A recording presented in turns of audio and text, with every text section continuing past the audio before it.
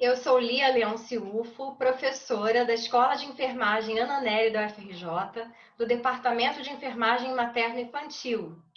Bem-vindos ao nosso painel temático Covid. É necessário falar sobre crianças em situação de isolamento social.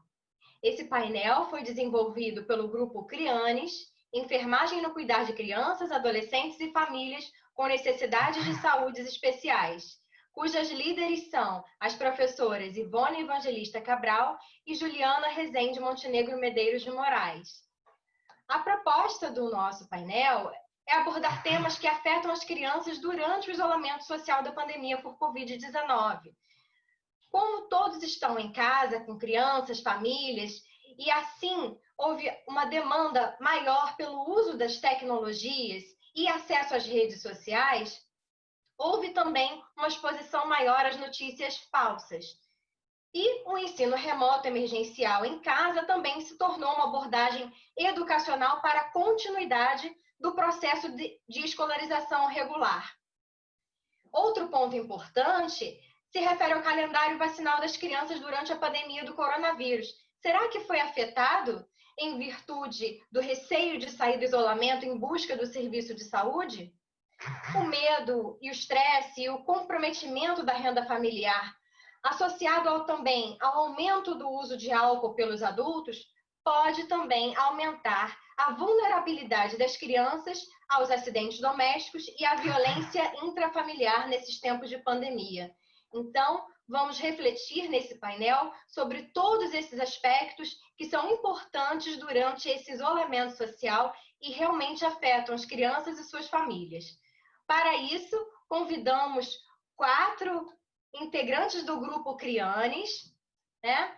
São 3 da pós-graduação, sendo 2 doutorandas e uma mestranda, e um aluno de graduação.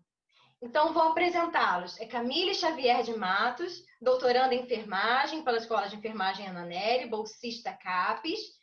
Fernanda Borges Peçanha, também doutoranda em enfermagem pela Escola de Enfermagem Ana Nery, bolsista CAPES também. Maria Clara da Cunha Salomão Barroso, mestranda em enfermagem.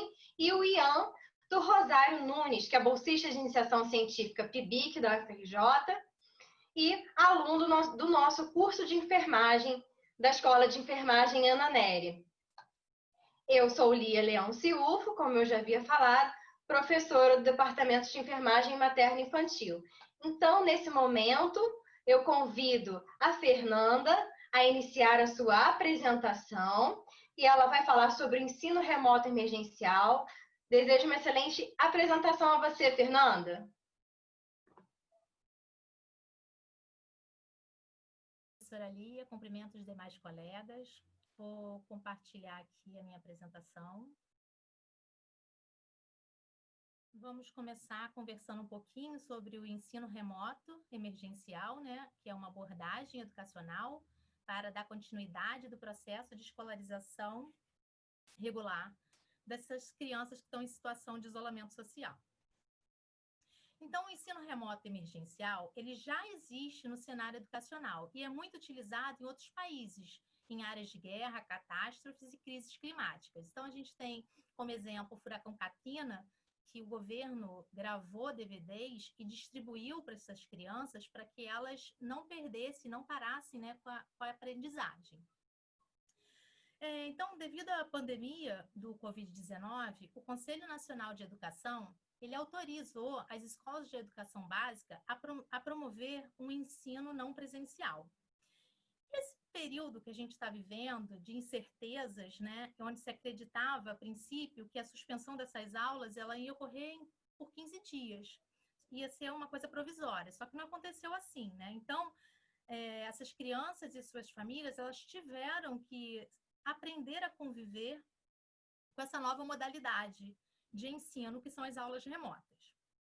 E em eras de incerteza, o que a gente tem é se agarrar em evidências científicas, né? Então, a gente tem como evidências científicas que mostraram que no período de férias das crianças nos Estados Unidos, foi um estudo que mostrou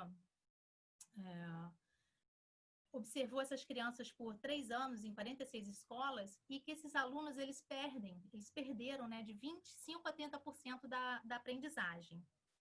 E o pior cenário durante o isolamento social é a perda da aprendizagem. Então, o ensino remoto ele vem para tentar manter que essas crianças, pelo menos, mantenham essa aprendizagem. Então, o ensino ele é remoto porque os professores e alunos eles estão impossibilitados de ir para a sala de aula. E ele é emergencial porque tudo aconteceu sem um planejamento, né? Foi tudo... Tiveram que repensar novamente o semestre de 2020. Então, eu trago esse artigo para ilustrar que a diferença entre o ensino emergencial remoto e o ensino à distância. Então, o ensino remoto emergencial, ele é uma mudança temporária da entrega da instrução para um modo de entrega alternativa devido à crise. Então, ele também tem como objetivo fornecer acesso temporário a estratégias de ensino-aprendizagem de forma rápida, simples e confiável. E nesse tipo de abordagem, que é o ensino remoto emergencial, o professor, ele que cria, ele vai desenvolver, ele vai implementar as aulas, tem como ele vai interagir e vai se relacionar com esses alunos. Então, ele passa a ter um papel importante e estratégico durante essa pandemia e o isolamento social dessas crianças. Então, eu fui em algumas fontes de informação, como o PubMed e a Biblioteca Virtual em Saúde, e fui pesquisar sobre o homeschooling, o Covid-19 em crianças, né? Educação, Covid e a criança, e eu cheguei em 21 artigos. Tinha um artigo duplicado e apliquei os critérios que eu queria, né? Então, era saber como que estava esse processo de escolarização dessas crianças durante a pandemia do Covid-19. Então, esse é um artigo que traz como atenuar, né, os efeitos do confinamento em casa de crianças durante o surto do Covid-19. Foi um artigo publicado no Lancet em março de 2020 e é um artigo chinês. Então, na China, o artigo mostra que 220 milhões de crianças e adolescentes estavam confinados em suas casas, sendo que 180 milhões era do ensino fundamental e médio, 47 eles estavam em idade escolar. Então, o isolamento social, ele traz também efeitos negativos sobre a saúde física e mental. Nesse artigo, os autores apontam que o temor, né, pela infecção do coronavírus, a frustração e o tédio dessas crianças por estar em isolamento em casa, a falta de contato pessoal com os amigos e os professores, o espaço da casa, que por ser pequeno, são fatores de estresses para essas crianças e adolescentes. Então, o artigo também traz que a escola ela tem um papel crítico, não apenas para entregar materiais educacionais, mas ele também pode oferecer oportunidades para esses alunos interagirem e também terem aconselhamento psicológico. Então, a escola também pode promover um cronograma de saúde consciente, orientar com relação à boa higiene pessoal. Ela pode ser um recurso para essas crianças procurarem ajuda. E, nesse momento de isolamento social, a comunicação é a chave para identificar qualquer questão física e psicológica e também para confortar essas crianças nesse isolamento prolongado. Então, o artigo também apontou que as crianças são as mais vulneráveis a riscos ambientais, de sua saúde física e mental, e elas têm pouca voz para defender suas necessidades. E ele conclui que são necessários esforços para atender a essas emergências e evitar essas consequências a longo prazo. Esse é um outro artigo que foi publicado em junho de 2020, que ele aborda como que as crianças e os adolescentes com transtorno de déficit de atenção e hiperatividade, eles vivenciaram o isolamento do surto do Covid-19. É um estudo foi publicado, como eu falei, em junho de 2020. Ele se trata de uma pesquisa qualitativa e que os dados foram coletados através das redes sociais dos pais dessas crianças com déficit de atenção. E o objetivo dele era coletar informações sobre o bem-estar e as condições de vida global dessas crianças e adolescentes com o déficit de atenção durante o Covid-19 na França. Então, os atores trouxeram relatos dos pais dessas crianças. Então, 34% dos pais, eles relatam piora do comportamento da criança, 34% não relatam mudanças significativas e 30% eles observam melhoria geral no comportamento de seus filhos após o isolamento social. Então, um dos temas que o artigo traz e abordou foi a redução da ansiedade pela diminuição do estresse imposto pela vida cotidiana. Então, com o isolamento, essa criança ela tinha menos pressão da escola, ela tinha um cronograma leve, flexível, mais adaptado ao bem-estar de seu filho e durante o isolamento social. Então, alguns pais observaram também melhoria nos transtornos de atenção dos seus filhos, porque eles falaram que o ambiente familiar mais propício ao trabalho escolar, então a criança fica livre de distração, ela pode ter um horário mais flexível e tendo maior atenção para o cansaço dessa criança, indo no seu tempo, no tempo da criança, e ela também conta com a ajuda personalizada dos pais. E eles conseguiram ver, assim, uma melhora das aquisições escolares de seus filhos. A educação escolar em casa foi vista como o maior desafio enfrentado por esses pais durante o isolamento. Eles se sentiam desamparados diante das dificuldades e reações de seus filhos durante o horário da aula. Continuando, a escola em casa permitiu que os pais, os familiares pudessem apreciar melhor as dificuldades de aprendizagem dos seus filhos. Os comportamentos incomuns que eles apresentavam em comparação com outras crianças da mesma idade, e esse melhor entendimento desse problema permitiu até que alguns pais restaurassem a proximidade com seu filho. Então, teve pais que relatou que está sendo muito difícil, né, seguir o ritmo da escola e que o acompanhamento pedagógico ficou mais complicado e com risco de injustiças. Outros falaram sobre os benefícios, né, de ter uma escola sob medida e eles temem o retorno da escola tradicional. E, por último, eles falam que a experiência do isolamento social mostrou claramente que a escola em casa parece muito mais adaptada às necessidades e dificuldades dessas crianças com déficit de atenção. E os pais ainda levantam questões de como será o retorno à escola, sobre o lugar do filho em uma escola normal, pois em casa ele estuda no seu próprio ritmo. Então, a escolaridade ela ocupa um lugar preponderante no discurso dos pais, em torno do bem-estar da criança e da família em geral, inclusive quando não é mais implementado em suas modalidades clássicas.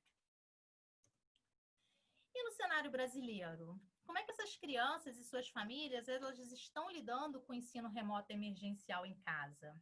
Então, a gente tem um ponto que levantamos para discussão, é o tempo da exposição dessas crianças à tela, né? Então, a duração da aula, geralmente, é 4 horas por dia, né? Então, a gente tem evidências científicas que apontam que o tempo prolongado a telas em crianças é prejudicial para a saúde delas.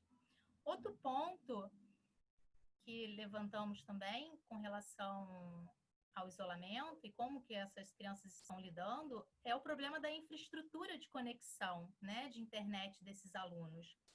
Muitos nem têm acesso à internet. Outros têm acesso, mas é uma internet de baixa qualidade, né? E outro ponto é o número de pessoas que estão usando a internet agora, né, durante o isolamento social, né?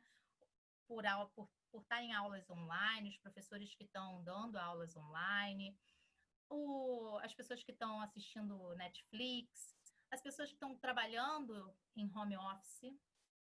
Então, uma problemática, né, no nosso cenário brasileiro é essa infraestrutura que possa suportar toda essa demanda que a gente está tendo que conviver durante o isolamento social.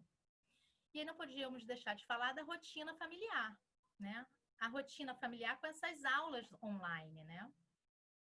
E onde a família, ela passa a ter um papel imprescindível na aprendizagem do filho. Então, ela tem que dividir ali, ela tem que estar junto com aquela criança.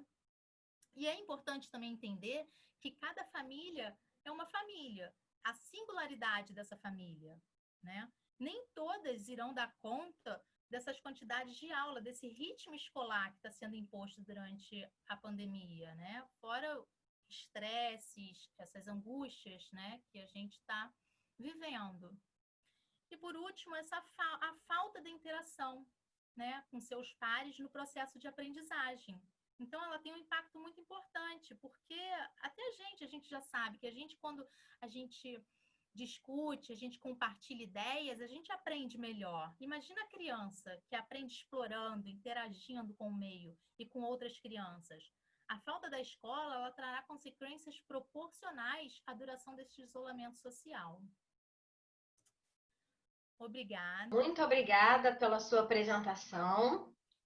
Agora eu vou convidar a Maria Clara Salomão, que vai falar um pouco sobre os acidentes domésticos e sobre a violência intrafamiliar. Ela vai começar a apresentação dela sobre os acidentes domésticos. Boa apresentação. Obrigada, professora Lia. Olá a todos e aos meus colegas. Hoje eu vou falar um pouquinho sobre prevenção de acidentes domésticos e os primeiros socorros. Bom, a gente está com a criançada dentro de casa, então a gente tem que redobrar as atenções, né? A gente sabe que essas dicas servem para pós-pandemia também, mas redobrar os cuidados durante esse período de isolamento social. Utilizar sempre as bocas de trás do fogão, certificar de que os cabos das panelas estejam virados para dentro, para que essas crianças não alcancem a panela. Manter fósforos, isqueiros, o álcool líquido, o próprio álcool em gel que está se usando muito agora. Objetos de vidro, cerâmica, facas, sacos plásticos fora do alcance dessas crianças. Cuidado na toalha de jantar, porque essas toalhas compridas as crianças puxam, e aí se tiver um alimento quente, as crianças podem se queimar. Ao manobrar o carro, né, a gente sabe que tem muitos pais que continuaram com seus trabalhos, com seus afazeres, ou então mesmo quando vão fazer uma compra para casa, certificar que não tem nenhuma criança por perto, principalmente em garagem, né, e lembrar sempre de trancar esse veículo, especialmente o porta-malas, manter as chaves e os controles longe do alcance dessas crianças. Que as crianças podem entrar no carro, soltar o freio de mão e mesmo ficarem presas lá. Instalar grades, redes de proteção em janelas, sacadas e mezaninos. Proteger tomadas com tampas, fita isolante ou até mesmo com móveis pesados. Ter certeza de que o piso está livre de objetos pequenos, de botões, brincos, bolas de gude, moeda, porque nessa fase de desenvolvimento a criança pega tudo que ela vê, ela pega e põe na boca. Usar protetor para móveis com quinas afiadas, fixar na parede os televisores e móveis que possam tombar, que possam ser pesados para essa criança, procurar manter medicamentos, vitaminas, produtos de higiene, de beleza longe do alcance das crianças para evitar a intoxicação, guardar lâminas de barbear, tesoura, secador de cabelo e demais objetos que possam ferir ou queimar essas crianças. Muitas crianças, muitas famílias foram para o interior, né? E aí tem a casa com piscina, às vezes é perto de cachoeira. Então, se a criança for utilizar a cachoeira, a piscina, sempre com a supervisão de um adulto, isso é essencial o tempo todo. E que esse adulto que tenha algum adulto capacitado para atender um primeiro socorro se precisar. Esvaziar as piscinas infantis após o uso e guardá-las longe do alcance das crianças. Toda criança menor de 4 anos deve usar o colete salva-vidas de tamanho apropriado. No interior também, principalmente, informar se ali onde você está, se as plantas são venenosas, né? Se tiver alguma planta venenosa, remova, ou então mude de um lugar para um lugar inacessível para essa criança. Muito cuidado com os animais peçonhentos, sempre prestar atenção antes de calçar um sapato, pegar uma bolsa, uma sacola, um brinquedinho que tem algum fundo. Após utilizar baldes e bacias, esvaziá-los, guardá-los virados para baixo, longe do alcance das crianças. Os produtos de limpeza sempre guardados em lugares bem altos ou então em armários que possam ser trancados e que essa criança não consiga abrir. E nunca dar frascos vazios à criança como brinquedo, porque provavelmente ela vai levar esse frasco à boca e isso pode causar intoxicação por menos quantidade que tenha desse produto dentro do frasco. Em caso, aí a gente já fala um pouquinho dos primeiros socorros. Em caso de engasgo, asfixia. O que é um engasgo, uma asfixia? Ele ocorre quando algum alimento ou algum objeto bloqueia essa via aérea da criança, impedindo que ela respire. Se a obstrução for parcial e a criança estiver conseguindo falar, respirar parcialmente, a gente precisa estimular essa criança a tossir, o intuito mesmo dela expelir o que está causando o engasgo. Mas se a obstrução for total, aí pode ser necessário executar a manobra de Heimlich, que tem vídeos na internet, vocês podem procurar depois. Sempre ligar para o 193, para o Corpo de Bombeiros, ou para o 192, o SAMU. E apesar de uma situação difícil, né? Isso é muito difícil para os pais também.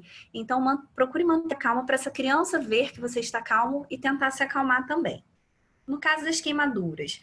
No caso de queimaduras térmicas, resfriar essa área queimada o mais rápido possível. Nunca usar gelo, porque usar o gelo dói, vai queimar essa criança também.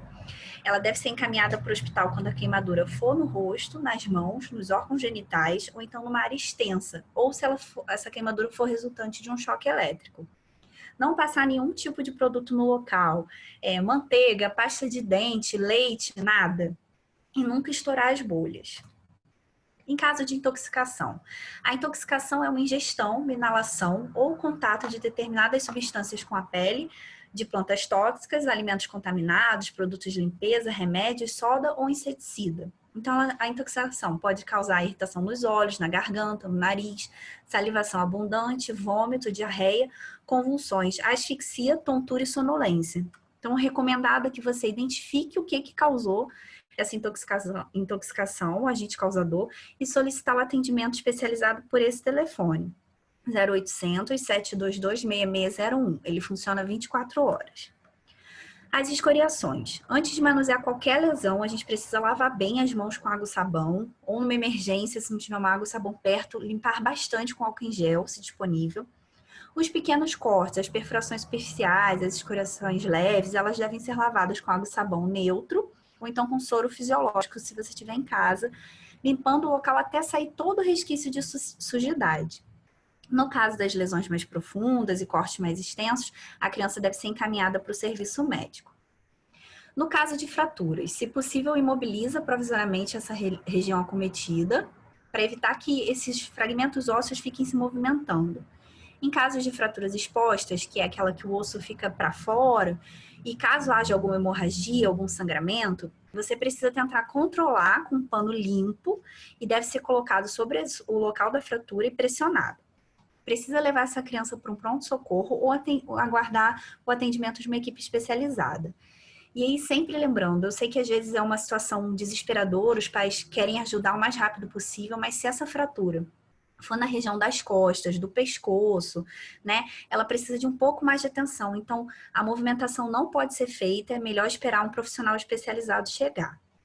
Quando se tem hemorragia, sangramento intenso, você precisa comprimir diretamente esse local, você vai usar uma gase estéril, ou então um pano bem limpo. Você pode fazer um curativo compressivo, ou seja, um curativo que faça uma pressão, usando compressas mesmo estéreis, ou então aquelas faixas elásticas.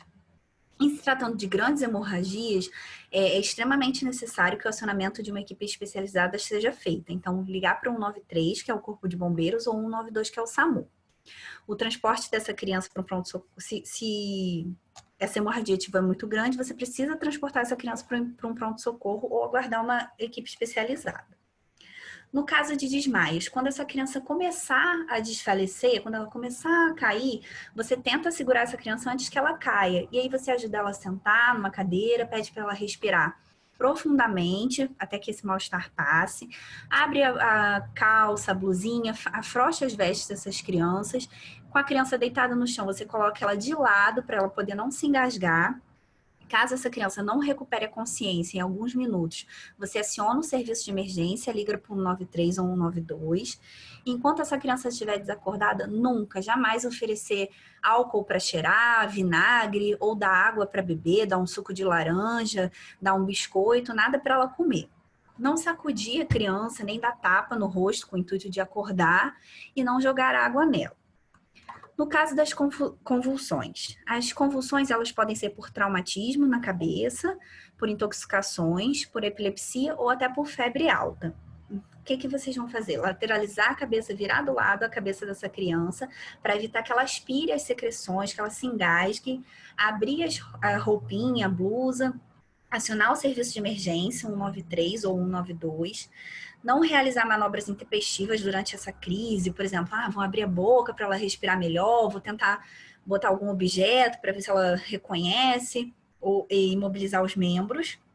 Administrar os medicamentos se essa criança já for uma criança que tem um histórico na hora da crise. No caso da convulsão febril, você deve também, além de todos esses cuidados, baixar a temperatura com umas compressas frias no pescoço, na axila, na virilha, e encaminhar essa criança para o hospital. No caso de ataques por animais peçonhentos, os principais sinais e sintomas são a dor, né, podendo ter ou não a marca dessa picada, vermelhidão, inchaço, hematoma e formação de uma bolha no local. A criança pode ter calafrio, febre, vômito e dor na barriga. Se aciona o serviço de emergência, liga para o 93 ou 192, acalma a criança, evita que ela se movimente. Caso a picada ocorra nos membros, tentar elevar esses membros, lavar essa ferida com água e sabão neutro. Não é recomendado, jamais faça torniquete, né, que é apertar o membro, sugar o ferimento com a boca no intuito de tirar o veneno, cortar esse lugar afetado, ou então usar substâncias como urina, terra, pó de café. Se possível e não houver perigo, claro, levar esse animal envolvido no acidente em um transporte adequado para que possa ser feito um reconhecimento desse animal e aí facilitando o diagnóstico e o tratamento. No caso do choque elétrico, antes de socorrer essa vítima, você interrompe a corrente elétrica e, quando isso não for possível, chamar a central elétrica ou o corpo de bombeiros militar. Jamais tocar em fios elétricos com as mãos ou tocar na vítima após o choque, antes de interromper essa corrente elétrica, né? Espera alguns segundos.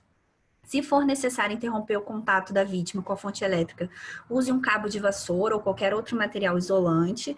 Verificar se o calçado que a pessoa está usando é um calçado emborrachado, né, com a sola de borracha. E após verificar todas essas medidas de segurança, observar se a criança respira. Caso ela não esteja respirando, iniciar a reanimação cardiopulmonar, que são apenas as compressões torácicas. Também se tem vídeo na internet ensinando. Ligar para o 193 ou para o 192. É isso. Essa faz parte de uma cartilha do governo federal sobre a prevenção de acidentes domésticos e guia rápido de primeiros socorros.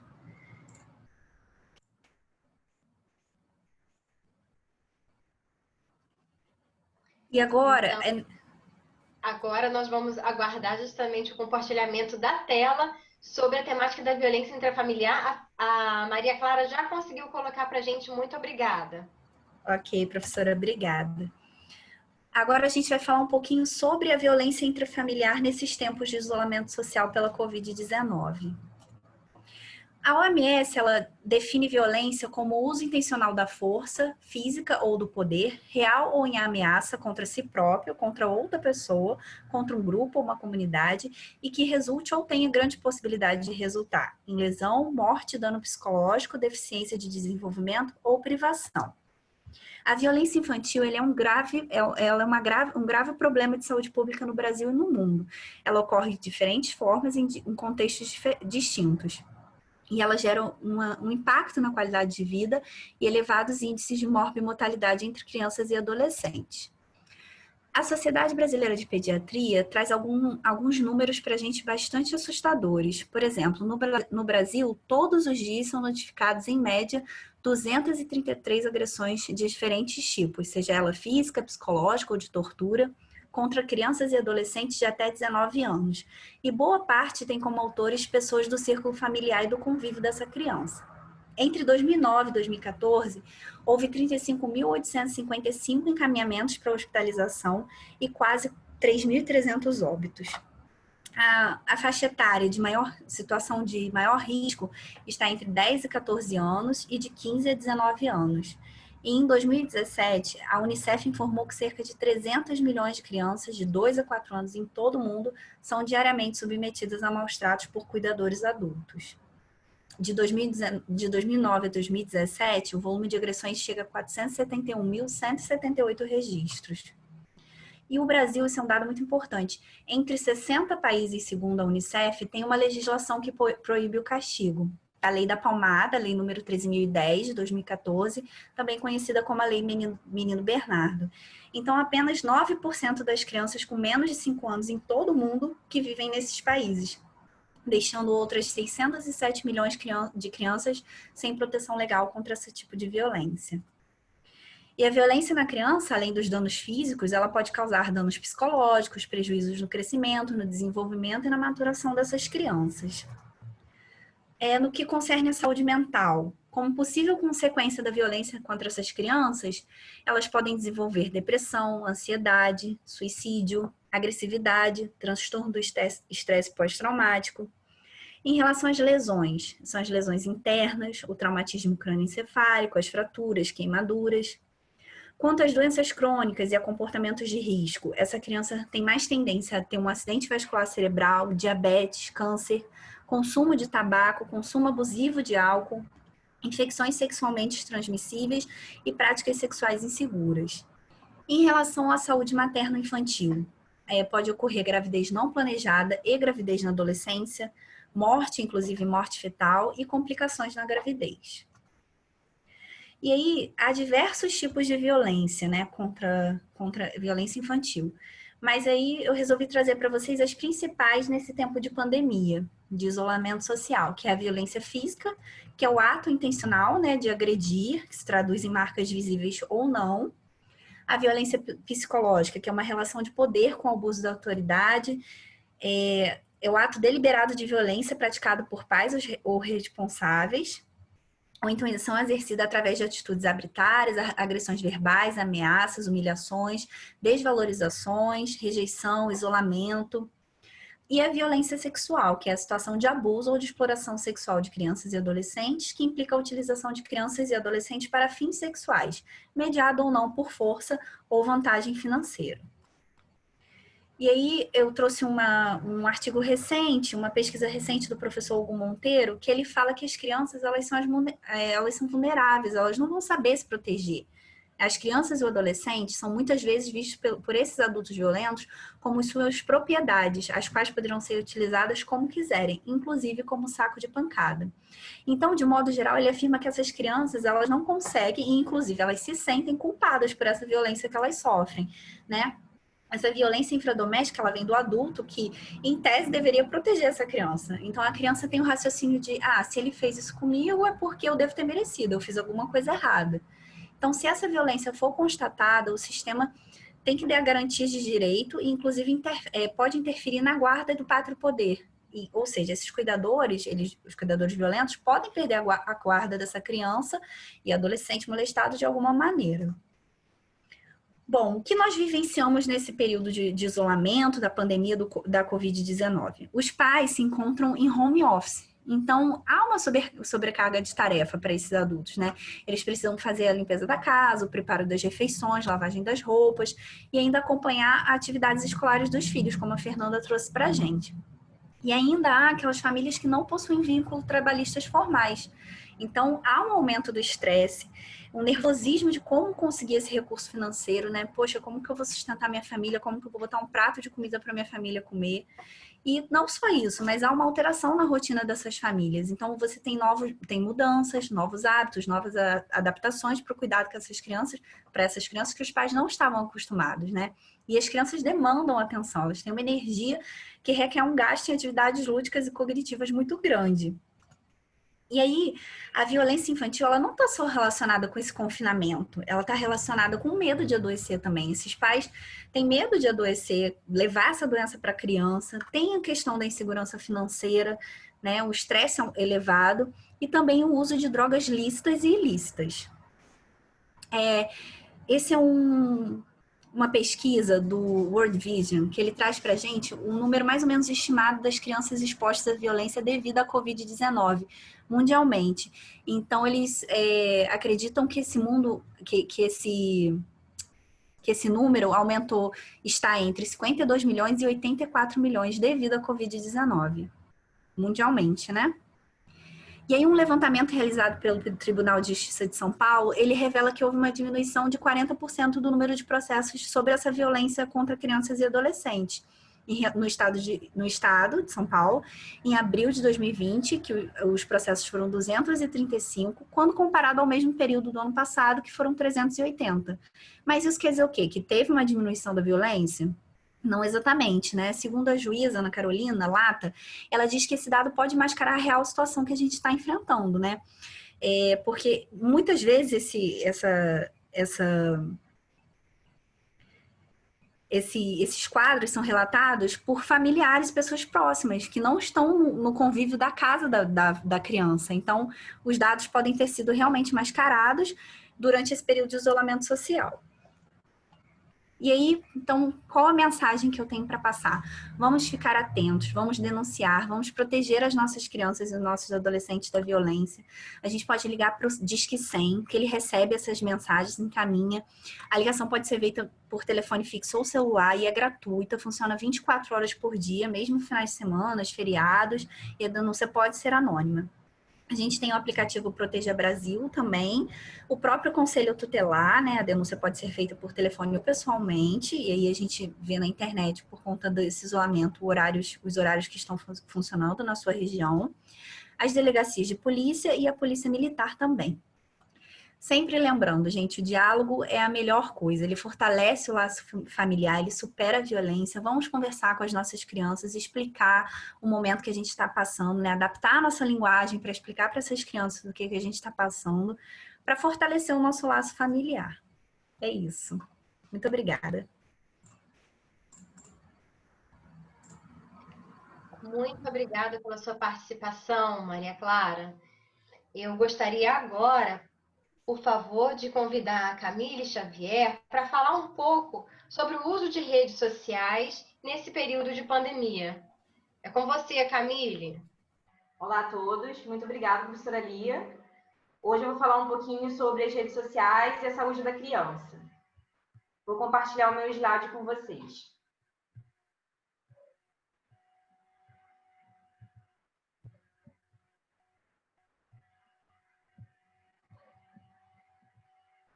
Então, eu vou falar sobre o uso das redes sociais e a saúde da criança. Eu sou Camille, doutoranda da Escola de Enfermagem Ana Nery, da UFRJ.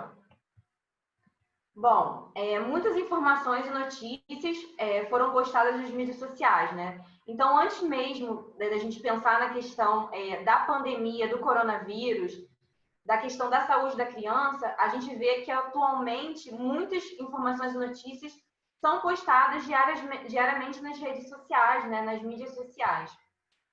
E essas notícias, né, elas podem ser compartilhadas, né, criando uma rede com conteúdo e pseudo-informações, conhecida como fake news.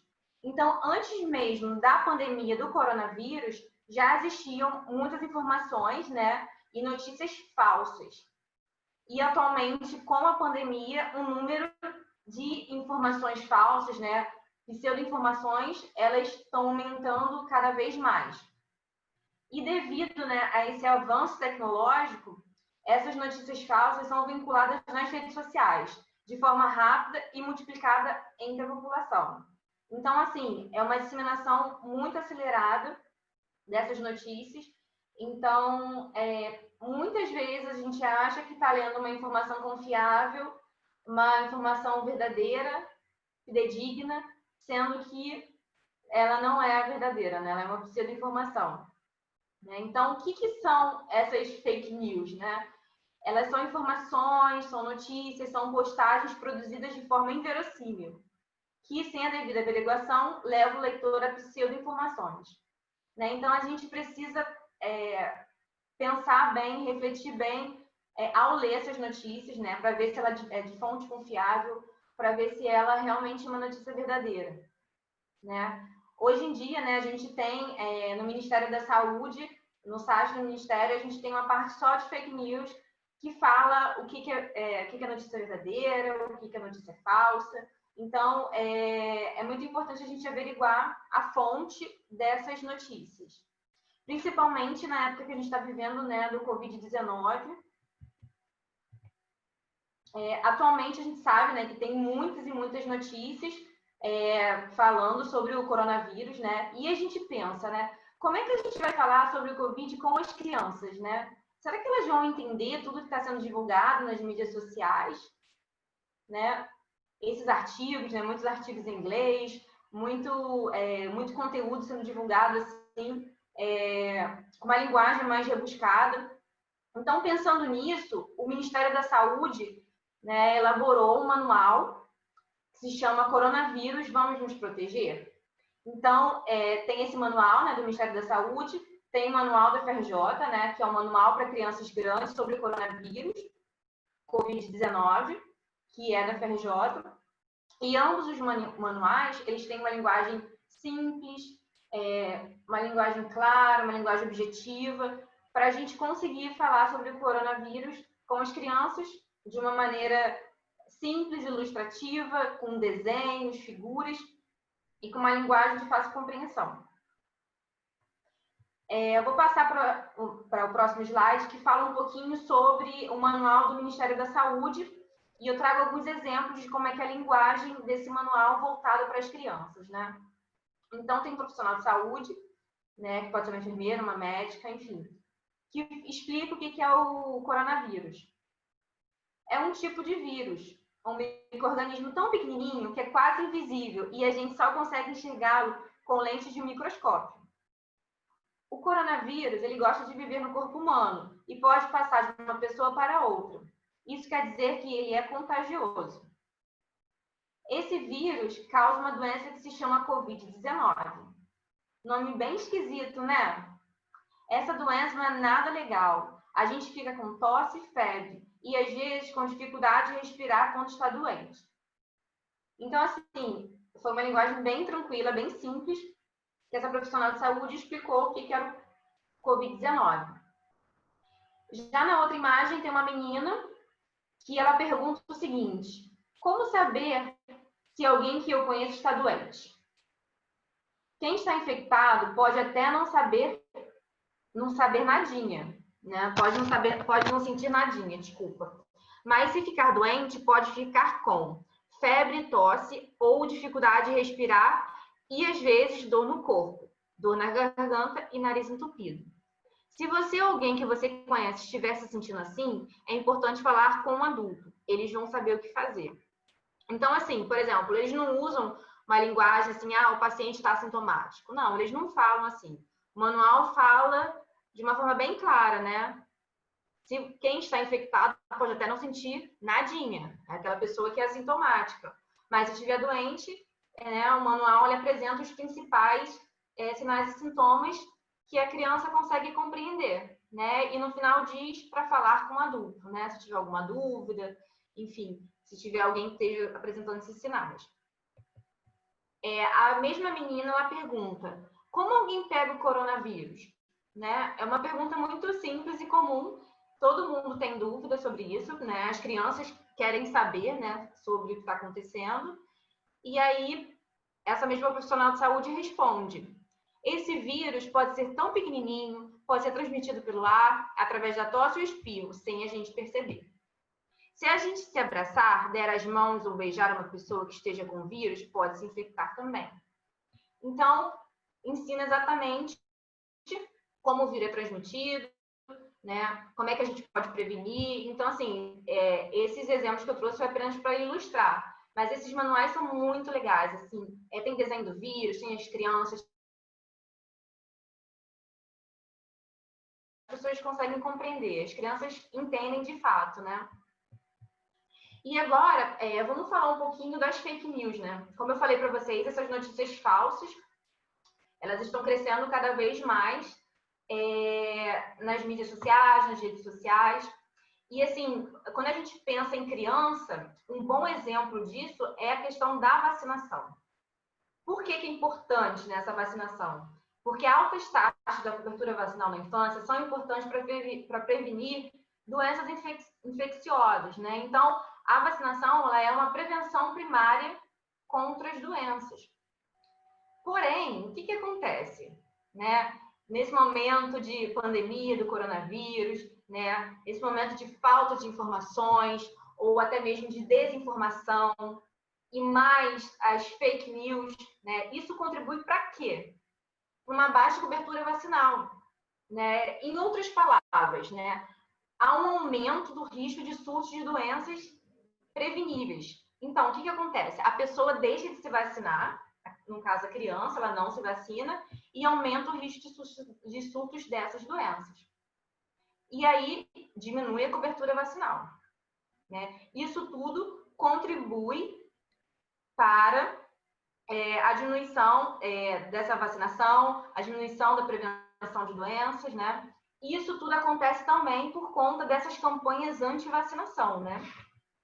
Que elas têm um impacto muito grande na saúde da criança, né? É um impacto, assim, que realmente prejudica essa criança, essa saúde dessa criança, porque a gente vê que hoje em dia está voltando alguns surtos, né, de doenças, né, como eu falei, que poderiam ser prevenidas, mas muitas crianças não estão se vacinando e aí aumenta essas doenças, né? Eu trago esses 2 artigos, né, internacionais que falam sobre isso, sobre essa questão da fake news da vacinação. A gente vê muito isso hoje em dia, assim, quando a gente pensa em saúde da criança, é muito abordada essa questão da vacinação. Eu trago algumas desinformações, né, algumas fake news que são divulgadas, né, atualmente. Como eu falei para vocês, o Ministério da Saúde tem um canal que fala só sobre fake news, né? Aí eles trazem, por exemplo, uma notícia e vão dizer se é verdade ou mentira, né? Então, por exemplo, tem essa reportagem, né, esse artigo aqui da PubMed, que fala que a vacina contra a gripe aumenta o risco de complicações relacionadas ao coronavírus em 36%. Resumo, tomar vacina agora pode aumentar em 36% o ambiente para o Covid-19. Né? E aí a gente vê que essa notícia é falsa, é uma fake news, né? Porque não existe estudos que correlacionem a vacina da influenza com o risco de adoecimento ou complicações pelo Covid-19. Então, assim, esse é um exemplo claro de fake news, né? Então, às vezes, por exemplo, é uma notícia que foi divulgada, sei lá, por exemplo, há 10 anos atrás. As pessoas pegam essa notícia e trazem para o tempo atual e dizem que é agora, entendeu? Ou às vezes foi uma notícia que foi em outro país e diz que foi no Brasil. Então, assim, é totalmente fora do contexto. Então, a gente tem que ter muito cuidado na fonte dessas notícias. A gente tem que sempre pensar em olhar da onde veio essa notícia, quem são os autores, quem produziu, né? Então, a gente agora tem, graças a Deus, sites que ajudam a gente a detectar se é fake news ou não, né? Se é uma notícia verdadeira. Existe também um canal no site do G1, que é o Fato ou Fake, sobre o coronavírus. Então, assim, tem várias notícias, né? Eu fiz um recorte sobre notícias em crianças, né? Então, uma delas é o seguinte: é fake que crianças morreram no Senegal após receber vacina contra o Covid-19. Né? O Ministério da Saúde do Senegal diz que se trata de fake news. O rumor teve início por causa de um vídeo em que um homem é preso após dizer, brincando, que tinha vacina contra o coronavírus. O OMS diz que ainda não existe vacina contra o Covid-19. Né? Então, assim, essa notícia foi publicada em 19 de abril de 2020. Então, assim, bem recente, né? Até hoje a gente não tem, já passaram 2 meses, a gente ainda não tem vacina para coronavírus. Então, é um fake news. Outro fake news.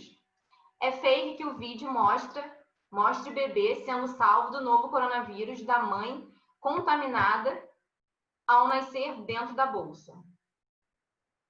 A mensagem falsa diz que os médicos tiraram o bebê empelicado para que ele não se contamine. Não é verdade. Parto ocorreu na Costa Rica em janeiro, antes da chegada dos pais ao país. transmissão vertical do vírus ainda não foi comprovada cientificamente. Então, essa notícia foi no dia 22 de maio de 2020. Então, como eu falei, às vezes a notícia é de outro país, né? Foi na Costa Rica, em janeiro. Então, assim, é muito complicado, né? A gente tem que ver realmente de onde saiu essa notícia. A gente não pode acreditar em tudo que é divulgado, né, atualmente.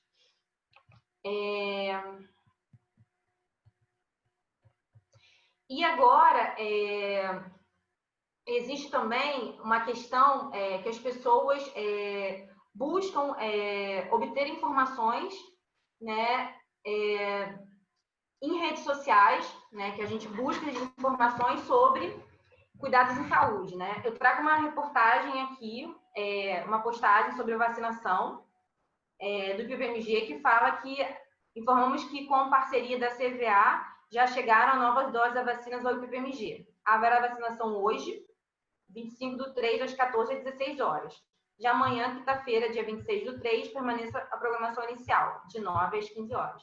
Então, existem muitas redes sociais que ajudam as pessoas a tirarem dúvidas, né? Porque o que acontece? No meio dessas fake news, dessa disseminação de tanta doença, né? As pessoas vão nas redes sociais para poder tirar dúvidas sobre diversas coisas, né? Por exemplo, o processo de adoecimento de uma criança com câncer. Então, as pessoas vão em redes sociais, não só no Facebook, vai no Instagram, vai no Twitter, para obter informações de saúde. Então, assim, é importante, novamente, a gente ver as fontes, né? Porque os familiares, eles têm muitas dúvidas, principalmente familiares de pessoas que têm uma doença crônica. Então, assim, as pessoas buscam uma rede social para poder obter informações de saúde, né? E agora, na época do coronavírus, as pessoas estão buscando cada vez mais, não só sobre vacinação, mas sobre tudo, assim, né? Então, é muito importante a gente ver quais são as redes sociais que a gente está usando e acompanhar certinho, sempre pensar em ver as melhores evidências, as boas práticas, né? Procurar conteúdos verdadeiros, vamos dizer assim. A gente tem que tomar cuidado com as fake news. Então, aqui são as minhas referências e muito obrigada.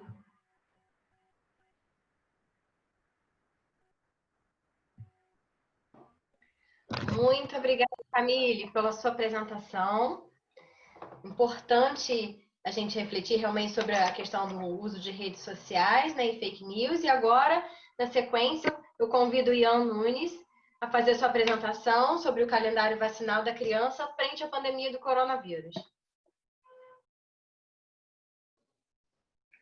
Olá a todos, eu sou o Ian e eu vou estar aqui falando com vocês sobre o calendário vacinal das crianças frente à pandemia do novo coronavírus, como a professora Lia comentou. Só um momento que eu vou estar compartilhando minha tela com vocês.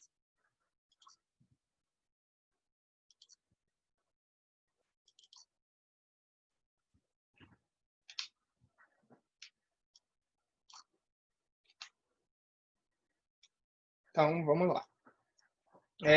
Como começou, né? Como isso tudo começou? No dia 23 de março de 2020, o Ministério da Saúde publicou uma nota sugerindo o adiamento da vacinação de rotina no Sistema Único de Saúde e adiantando a vacinação da influenza. Isso é, eles sugeriram que a gente suspendesse o calendário de rotina das crianças durante a primeira fase da campanha, que seria de 23 de março a 15 de abril. E que vacinas que a gente tem nesse calendário? A gente tem vacinas como a tríplice viral, a antipneumocócica, a DTP, BCG, hepatite B, sendo que essas duas devem ser feitas de preferência na maternidade, essas últimas duas citadas, mas se não forem feitas no serviço de saúde, de preferência entre o 3º e 5º dia, depois de nascer. E aí a gente vem pensar, nesse contexto, qual é a importância da vacina. Como a Camille falou anteriormente, a vacina é uma das intervenções de saúde pública que são mais bem-sucedidas e econômicas no mundo. E isso elas têm a ação de proteger contra doenças imunoprevisíveis e, inquestionavelmente, tem a redução no impacto de mortalidade e morbidade, principalmente na infância. E aí a gente pensando nas vacinas e na redução que essas vacinas causam, de número de doenças, a gente pode associar isso à situação brasileira no momento. A gente, no Brasil, atualmente, a gente vive um surto de sarampo, com uma queda progressiva do número de vacinações desde o ano de 2016. Então, desde 2016, a nossa meta é de 95% e a gente não tem conseguido atingir nem 91% da meta de cobertura vacinal, o que impacta num grande número de crianças que não vêm sendo vacinadas e o que pode ter gerado esse pico.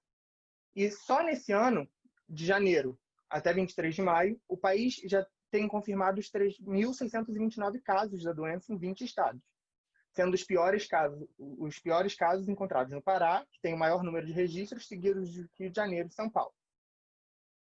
Outra doença também preocupante é a febre amarela, a qual a gente também tem vacina. E, principalmente na região sul e sudeste, têm sido detectados macacos, né, que ela é uma doença que tem como vetor o macaco também, mortos que estão apresentando esse vírus, o que apresenta um risco para a saúde da população, porque pode afetar a população. Mas vamos pensar assim, durante a pandemia, o que a gente tem que pode afetar a cobertura da vacina e o que está causando? Primeiro, o medo. As pessoas estão com medo de irem à rua e levar seus filhos. O risco de se contaminar, o risco de contaminar alguém próximo. E aí a gente tem que pensar também na vida dessas pessoas, né? Os fatores socioeconômicos também, que como a Maria Clara comentou, a Fernanda comentou e a Camille comentou. A gente tem pessoas que nem sempre têm trabalho formal. E aí a gente tem que pensar também na qualidade do acesso, né? Como essas pessoas vão conseguir se locomover para chegar a esses serviços de saúde, para manter a vacinação se elas não estão trabalhando, estão com uma renda reduzida. Isso também impacta na redução da cobertura vacinal, como a Camille comentou. E a gente tem o déficit de informações, que aí a gente pode também relacionar com as fake news, porque por muitas vezes chegam essas notícias tendenciosas, as pessoas propagam informações por muitas vezes que não têm conhecimento, não vão procurar fonte, e isso também impacta diretamente na cobertura vacinal que a gente está tendo reduzida. E aí a gente vai buscar em órgãos, a gente tem a Sociedade Brasileira de Pediatria, a Organização Pan-Americana de Saúde, o Ministério da Saúde, a Fiocruz, a OMS e entre outras organizações, fazendo recomendações acerca dessa temática, principalmente durante a pandemia do novo coronavírus. E o que elas trazem? Temos algumas falas, principalmente, vou pegar aqui a do Ministério da Saúde, da coordenadora do Programa Nacional de Imunização. Muitas famílias ficam com receio de ir aos postos de saúde, mas temos orientado as equipes de saúde do país quanto às medidas de segurança para evitar infecções, explicou. Ela avalia que a redução na procura pelas vacinas disponíveis no Sistema Único de Saúde é preocupante e vem sendo percebido pelo Ministério da Saúde. Então, a gente percebe que os órgãos também já estão atentos a essa situação, porque isso impacta num grande problema de saúde pública, porque a gente está deixando de prevenir doenças que são preveníveis e isso pode acarretar em longos problemas no futuro. E vamos pensar assim, como o serviço de saúde está se organizando, o que ele pode ter feito ou o que ele fez durante esse tempo de pandemia para que a gente consiga alcançar, chegar nele e ter certeza que não vai ocorrer nenhum problema, vamos dizer assim. Então, ele se organizou para o atendimento às crianças com horário diferenciado de atendimento. Então, ele orienta que ele estipula um horário, vamos supor, de menor movimento, para você levar sua criança no horário que tenha o menor movimento, de preferência acompanhado por somente um dos responsáveis, não levar idosos, porque eles são um grupo de risco, estar atento também a essas coisas, e você também já está ciente e fazer uso das medidas de proteção já existentes, para que você também faça a sua parte. E como isso pode ser notado também na continuidade da assistência, porque a assistência não é só a vacina. A gente tem coisas muito maiores que permeiam esse acompanhamento do desenvolvimento e crescimento da criança, que seria a longitudinalidade do cuidado. Então, o Conselho Nacional de Secretários de Saúde emitiu um documento falando como a atenção da saúde deveria ser realizada durante a pandemia. E aí eles recomendam que devam se manter as consultas de puericultura na APS para as crianças de alto risco, manter a coleta do exame do pezinho, como funciona normalmente. As ações do 5º dia devem ser realizadas preferencialmente em domicílio ou em horários diferenciados, como eu citei anteriormente. Eles fazerem uma programação do fluxo de atendimento para facilitar e para melhorar, para evitar a ocorrência de riscos, reforçar as medidas de prevenção e estimular o isolamento domiciliar dessas pessoas que têm condições de realizar esse isolamento. E as crianças em puericultura de médio e baixo risco, a gente fazer acompanhamento por meio de telefone e WhatsApp, o teleatendimento. Porque a gente mantém a longitudinalidade do cuidado, com a gente se cuidando e as pessoas se cuidando também. No geral, é isso. Muito obrigado. É isso. Ian, muito obrigada pela sua apresentação. Eu penso que foi um painel temático muito rico, porque quando a gente fala sobre as crianças que estão em situação de isolamento social, de fato a gente deve pensar sobre essas temáticas que aqui foram trazidas de forma tão clara por vocês convidados. A Fernanda trouxe esclarecimentos riquíssimos sobre o ensino remoto emergencial, devido à impossibilidade de estar na escola durante esse momento de pandemia por Covid-19, né? E lembrou que esse ensino remoto emergencial é uma mudança temporária, mas que requer uma reorganização da dinâmica familiar, né? E é um desafio para proporcionar um ambiente propício ao trabalho escolar e sem ter a interação com os pares no processo de aprendizagem. E realmente, para dar conta, né, de acompanhar o homeschooling das crianças e mais o trabalho em casa, né, que muitos pais estão vivenciando isso, é complicado, né? Então, são envidados esforços e torcendo para que esse momento possa passar da melhor maneira possível quando a gente retornar, tomando todos os cuidados necessários, né?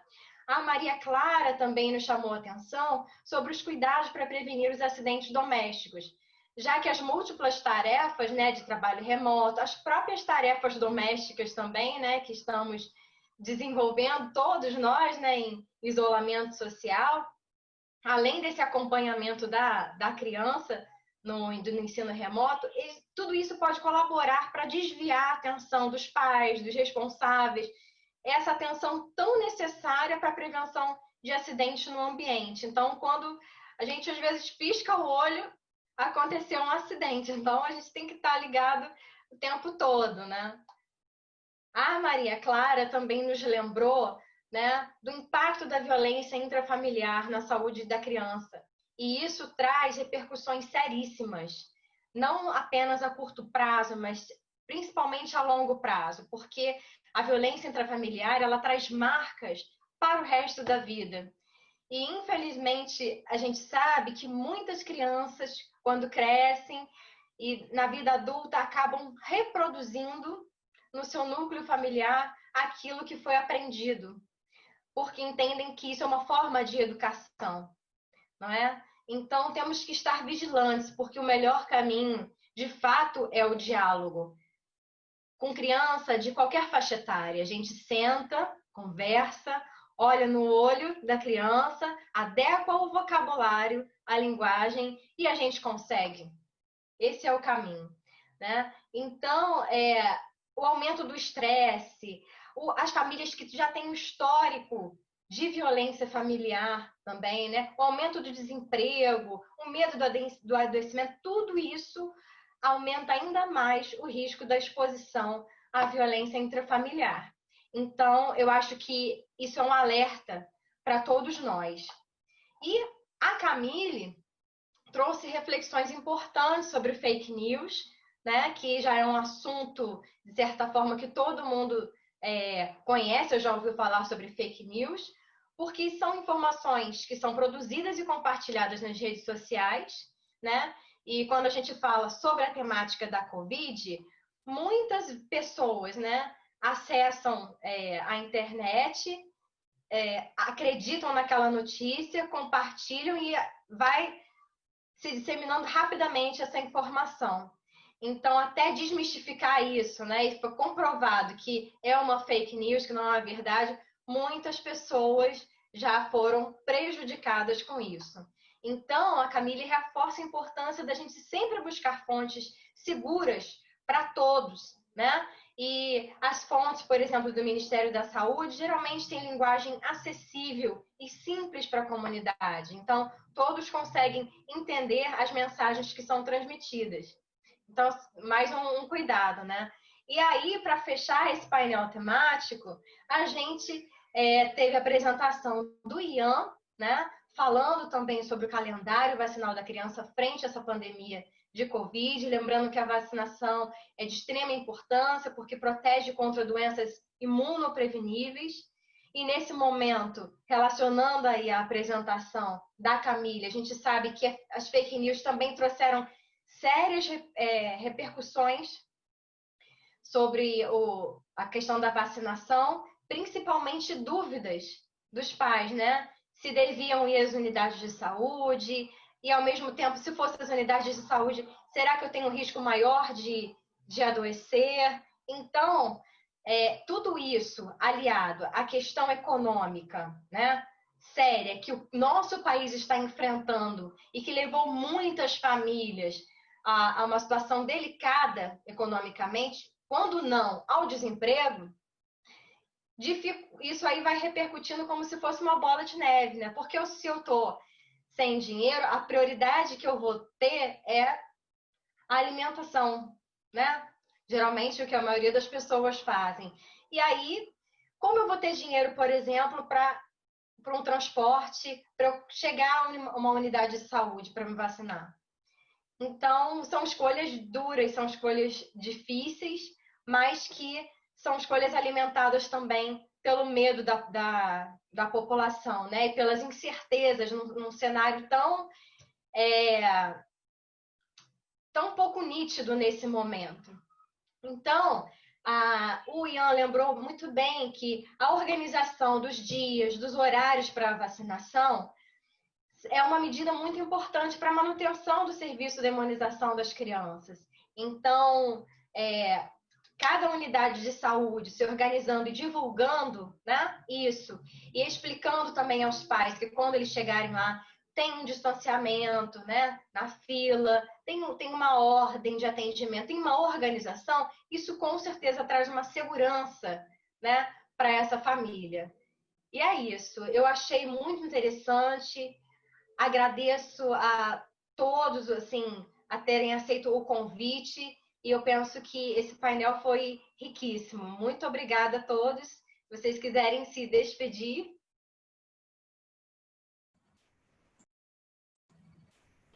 Muito obrigada, gente. Espero que nós tenhamos ajudado a disseminar essas informações importantes nesse período de isolamento social. Até um próximo encontro. Eu agradeço a oportunidade de estar aqui compartilhando, né? E também. Eu agradeço a oportunidade de estar aqui compartilhando, né? E também. E me despeço dos colegas. Muito obrigada também por compartilhar, por ter essa oportunidade de estar conversando aqui com vocês, com os meus colegas. Foi muito bom, muito gratificante. E até o próximo encontro. Obrigada. Eu também agradeço pela oportunidade, por poder estar compartilhando uma mesa com pessoas tão incríveis quanto vocês, poder estar trocando esse conhecimento. Muito obrigado por tudo e até uma próxima. Então, nós fechamos o nosso painel temático, né, que fala sobre crianças em situação de isolamento social. Agradecendo mais uma vez a todos.